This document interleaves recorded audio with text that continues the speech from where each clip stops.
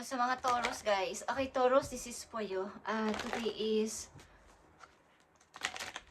March 5. Okay, Taurus, today is March 5. Tingnan natin ang inyong message, guys. Sa mga Taurus. Ang inyong kasalukuyang sitwasyon. I need 4 messages dito sa mga Taurus. Kasalukuyang sitwasyon ng mga Taurus.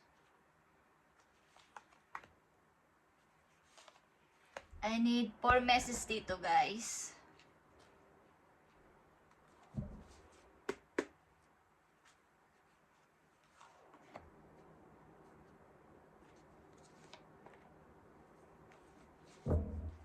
Taurus, nandito ang temptation. Kayo ay medyo, ang ilang sa inyo dito ay medyo naliligaw ng landas. Oh, nagkakaroon ng mga kaguluhan sa isip, ang ibig ko sabihin. Okay? Yung kailangan nyo ng guide, kailangan nyo ng advice, at ang ilan sa inyo dito ay merong mga unhealthy habit. Kasama na doon yung mga third party, kasama na doon yung mga kinahuhumalingan, mga hindi maayos na sitwasyon. Okay, Taurus, tingnan natin to. Una yung message is 2 of Cups. Guys, kayo ay in love sa isang person, o both of you is in love, but parang hinahadlangan ng mundo ang inyong pag-ibig, o parang punong-puno ng struggle, punong-puno ng mga pagsubok ang inyong relasyon ng tao na to, Taurus. At andito yung fortune. Okay? Andito yung awakening. Okay. Andito yung Queen of Wands, guys. Andito ang Scorpio energy and Leo energy. Kung kayo ay dealing sa Scorpio or Leo, or may mga nasa paligid ninyo na energy ng Scorpio and Leo.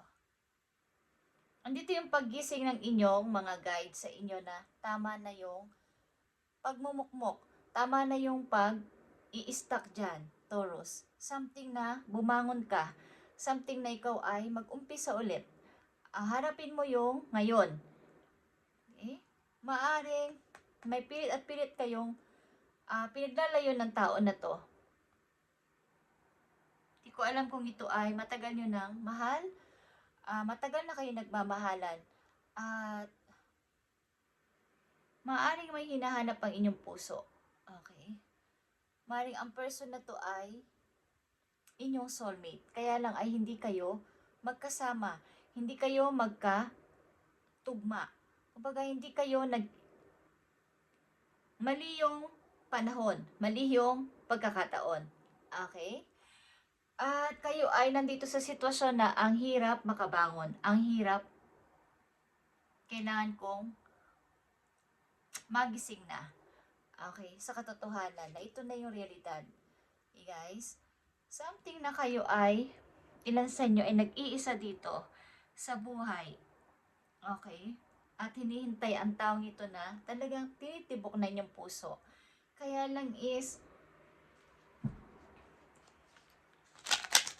may hadlang ang paligid o hinahadlangan ng inyong relasyon. Guys, something bawal na relasyon is here din. Sapagkat ang ilan sa inyo dito ay maaaring umiibig sa taong may asawa na or vice versa, guys. Okay. Tingnan natin to, Taurus, para sa'yo. Maraming na halos kayong naririnig, literal man to na advice or nararamdaman na inyong puso na tama na to. Okay? Tama na yung pag-stuck ko dito. Kailangan ko na siguro mag-start ulit or magising. Tingnan natin ito, guys. Kayo ay nadidealing sa inyong soulmate, guys, at hindi na to maiiwasan. Maaaring hinihintay ninyo itong person na to na talagang mahal ninyo, Taurus. Yeah. Hindi ko alam kung ito ay inyong childhood sweetheart o talagang minahal nyo pat nagkahiwalay kayo because sinahadlangan na ng marami o something bawal. Okay, Taurus. Andito yung gusto nyo maumpisahan ulit. May gusto ditong mag-fix at may balik ang mga nakaraan. Gusto ninyong baguhin. Hawak din ng angel dito ang Two of Cups na sinasalin-salin niya ang water at maingat niya itong ginagawa para walang masayang. Maingat niyang sinasalin, okay? At kahit hindi balanse yung kanyang tinatapakan dito is pinipilit niyang maging balanse para hindi ito matapon. Something na may gusto dito ng ang pagmamahalan nito ay wagas. Okay guys? At kayo ay pinagtagpo talaga. Kaya lang maling pagkakataon, maling oras, mali din pagkakataon sapagkat hindi ko alam kung ang isa sa inyo ay nasa relasyon na. Okay? Nandito ang 8 of Wands. Nandito ang 10 of Wands, guys. At nandito ang Lovers, guys. Yeah. Something na ito ay malayo kayo sa isa't isa. At talagang punong-puno ito ng pagsubok ang relasyon na to. Kaya lang, meron dito nagtitiis na isang person sa relasyon na to o sa connection na to. Sapagkat ito yung gusto ko. Itong tao na to ang gusto ko. Okay?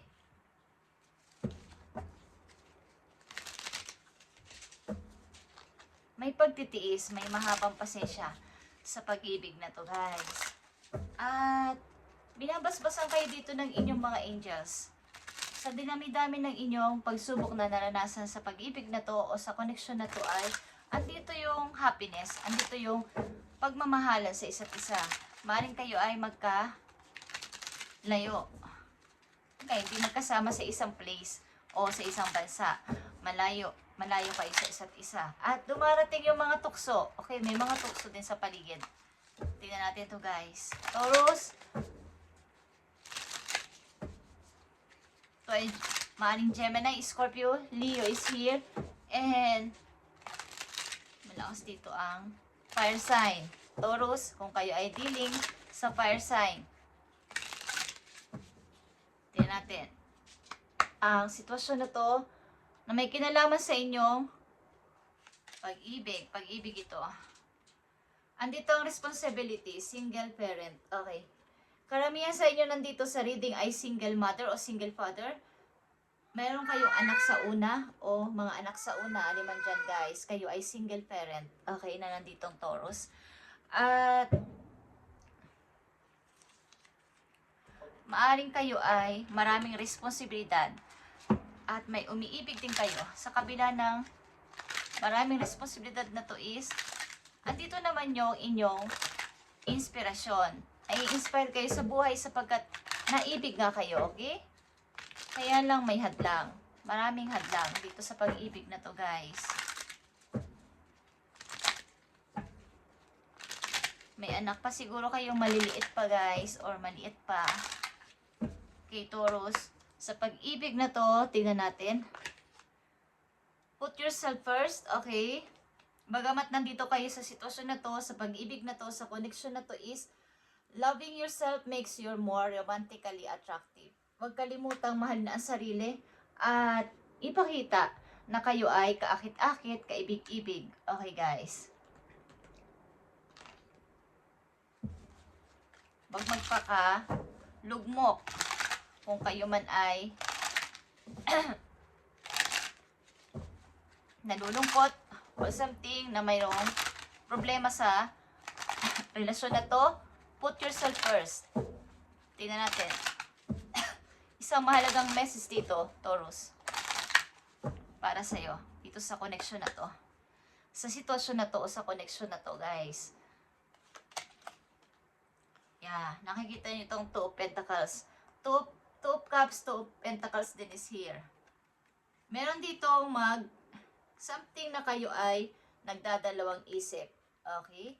Ito ay Two of Pentacles. Pagja-juggling sa two person o two situation, guys. But mayroon ditong magkikita na dalawang person para mag-cheers. Okay, something, guys, na kayo ay may imimit na person o ang inyong partner ay kayo ay imimit or kakatagpuin. Okay. But may mga konti ding pagdududa. Ilan sa inyo ay may pinagpipilian din, Taurus, sa mga nandito sa reading, may pinagpipilian din na between sa dalawang person kung sino, sapagkat pareho itong mahalaga sa inyo, ang tao na to. Dalawang mahalagang message dito, paparating pa sa mga Taurus na message ayon sa kanilang sitwasyon sa mga Taurus. Okay. So, kayo ay busy sa katatrabaho. Okay, guys? Ang ilan sa inyo ay busy sa work sa ngayon, sa pag-iipon, at sa pagtulong din sa kapwa, pagtulong sa mga tao nangangailangan, sa mga kaibigan, sa mga kamag-anak. Busy din kayo. Maaaring nagkakaroon man kayo ng money, ipon. Kumbaga, ang blessing na dumating sa inyo, inyo ding ibinabahagi sa iba bilang pag alam nyo kayo ay nabibless is inisishare nyo rin ang inyong mga natatanggap sa buhay. Maaring maalawan ang inyong kabuhayan, nakakaipon-ipon na kesa dati, is meron kayong ganitong klaseng puso, napakabait sa kapwa, wala kayong pinipili. At ito yung nagdadala sa inyo para sa magandang sa smooth ng inyong pamumuhay. Bagamat kayo ay single parent nga, is andito yung pagtulong at saka kabaitan sa kapwa. Maring kayo ay may karelasyon man sa ngayon, may kakoneksyon man, is hindi naman pa kayo totally nakatali. Okay, Taurus, ito ang inyong message today at silipin natin ito, guys. Sa hulit-huli is inyong pag-ibig. Tingnan natin. Maaring kayo nakatakda sa isang person na talagang itinakda ni God para sa inyo. At ito ay masasabi ninyong inyong soulmate. Okay? Maaring pagtatagpuin kayo sa hindi inaasahang pagkakataon. At ang ilan sa inyo ay nandito na ang person na to, kaya lang ay malayo. Okay? At may mga struggle kayong pinagdadaanan sa buhay. Maaring maraming gulo, maraming problema. But andito yung paglaban sa relasyon. Okay, tignan natin ito, Taurus. Okay, meron talaga kayong confused. Ito ay confusion. All seekers of truth experience confusion. Ask the divine to provide the answer you need. Dahil nga kayo ay something nagja-juggling. Alin dito, alin dito. Sino dito, sino dito. Okay, ang inyong nasa isip sa ngayon. Maaring naninimbang din kayo sa inyong lovers, sa inyong mahal, o sa inyong mga anak, o sa inyong anak. Okay, Taurus? At mag-ask kayo ng help sa inyong mga guides doon sa heaven para maunawaan nyo at malinawan kayo sa sitwasyon nyo sa ngayon, guys. Okay?